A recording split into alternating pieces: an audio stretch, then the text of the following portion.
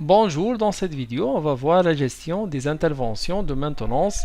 Donc, on a deux types d'interventions. On a des interventions suite à des événements imprévus, généralement les interventions de maintenance correctives, donc suite à l'arrêt de la machine, qui est imprévu généralement.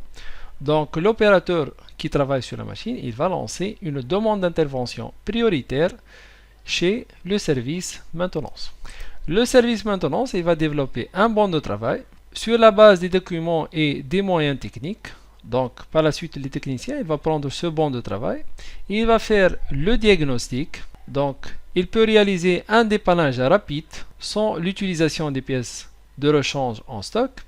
Sinon, il va commander des pièces de rechange pour réaliser une réparation complète de l'équipement. Par la suite, il va faire des essais pour vérifier le fonctionnement de l'équipement et on doit procéder par la remise en production de l'équipement. Si on a un événement prévu, c'est-à-dire les interventions préventives, donc l'arrêt de la machine, il sera planifié, il sera prévu. Donc, on va planifier les différentes interventions de maintenance. Le service de maintenance développe le banc de travail sur la base des documents et des moyens de technique. Ce banc de travail, il contient la gamme opérative, l'outillage utilisé, le nom de personnel, etc. Donc, le technicien de maintenance, il va prendre les pièces de rechange.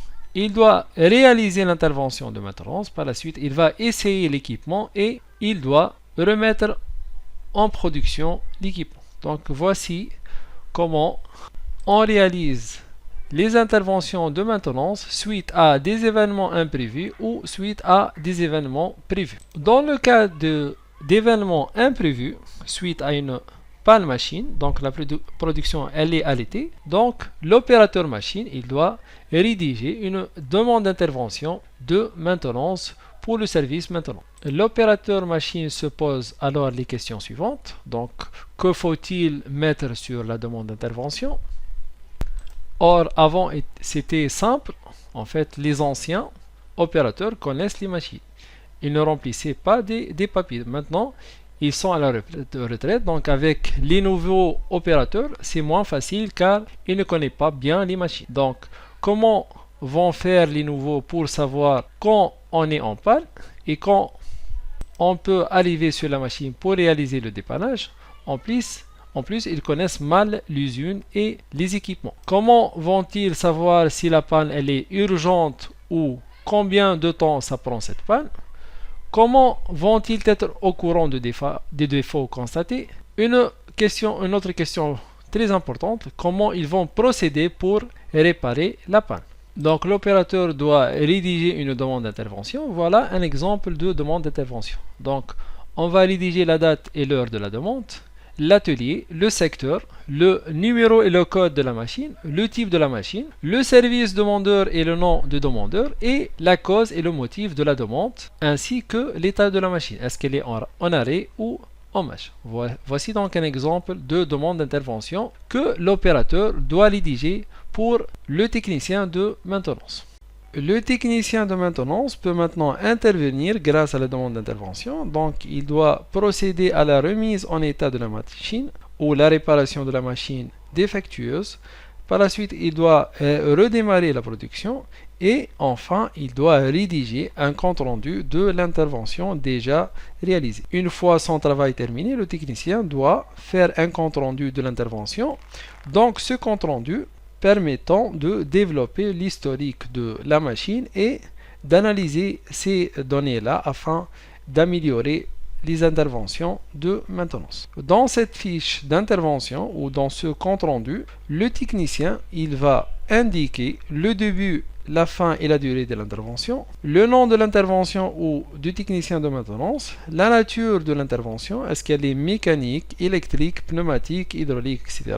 Les pièces ou les éléments remplacés, bien sûr les pièces de rechange, et un bref compte rendu technique qui décrit les différentes opérations réalisées sur l'équipe, ainsi que les essais effectués pour tester l'équipement. Voici un exemple de rapport d'intervention dans lequel on a indiqué le nom de l'intervenant ou du technicien de maintenance, le début et la fin de l'intervention, la durée de l'intervention, la nature de l'intervention électrique, pneumatique, soudure, mécanique, hydraulique divers, les pièces et les éléments remplacés, sa désignation, sa référence et la quantité des pièces de rechange, le compte rendu de l'intervention, c'est-à-dire les différentes opérations réalisées pour réparer la machine, les essais effectués, donc le but du compte rendu de l'intervention et du rapport de l'intervention est de garder une trace des interventions réalisées afin de construire l'historique de la machine et d'analyser ces données-là, permettant d'améliorer les stratégies de maintenance adoptées. Donc, pour récapituler la démarche des interventions réalisées, l'opérateur commence par remplir une demande d'intervention dans laquelle il va préciser la machine, l'atelier et le motif, la cause de la demande et de la panne. Donc le technicien de maintenance, il va lire cette demande et il va préparer l'intervention à réaliser.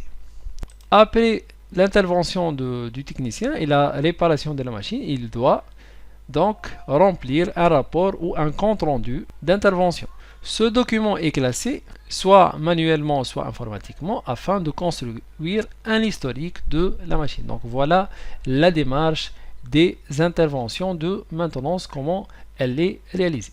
Aujourd'hui, les entreprises traitent de plus en plus les demandes d'intervention et les comptes rendus d'intervention par l'informatique en utilisant la GMAO, c'est-à-dire la gestion de maintenance assistée par ordinateur. Parmi les logiciels rencontrés, AccuManager, Optimant, Rio GMAO, etc. Donc, les demandes d'intervention, ils sont transformés en des bons de travaux. Ces bons de travaux, ils contiennent le nom du demandeur, la date, le destinataire, c'est-à-dire le service de maintenance, la nature de travail, il s'agit d'un entretien, d'une modification, de sécurité, le matériel à entretenir, c'est-à-dire la machine, son code, son emplacement, le travail demandé ou l'anomalie constatée ou le problème constaté. Donc ce bon de travail, il doit contenir donc les pièces de rechange à remplacer, l'outillage, la gamme de travail et les opérations à réaliser, le nom de l'intervenant, les pièces de rechange à remplacer, la date de début de travail et la date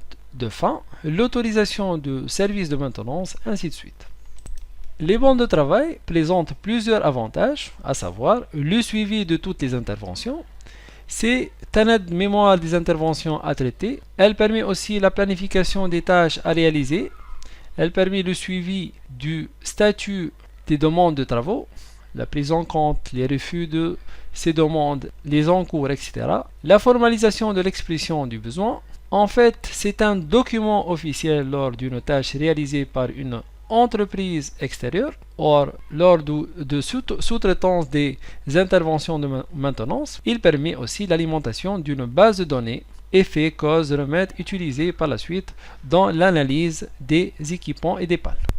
Voilà donc, on a terminé cette vidéo. Merci et à la prochaine.